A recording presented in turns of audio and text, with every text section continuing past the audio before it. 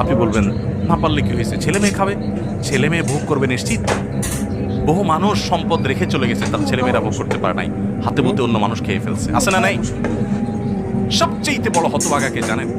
আল্লাহর জমিনে সবচেয়ে বড় দুর্ভাগা, সবচেয়ে বড় বেয়াকুব এবং নির্বোধ মানুষ হলো সে, যে যাদের জন্য চুরি করবে তারাও সে দায় নিবে না। কিয়ামতের দিন ছেলে আয়সা বলবে না, আব্বা চুরিদারি ডাকাতি 2 নম্বরই যা করছেন, ঘুষ সুদ যা খাইছেন আমাদের জন্যই তো খাইছেন, আল্লাহ আমার আব্বারা জাহান্নামে দিয়ে না, আমাদের নিয়ে যান। বলবে না ভাই, কোরআন বলেছে ইয়াউমা ইয়াফিরুল মারউ মিন আখিহি ওয়া উম্মিহি ওয়া আবিহি ওয়া সাহিবাতিহি ওয়া বানিহি।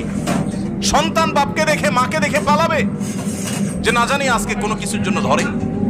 সবাই ইয়া নাফসি ইয়া নাফসি করবে, যাদের জন্য চুরি করবেন ওরাও দায় নিবে না। আপনার মতো নির্বোধ কে হতে পারে? সন্তানকে চুরির সম্পদ দিয়ে বড় করবেন না, সততা দিয়ে বড় করেন। আমাদের সমাজে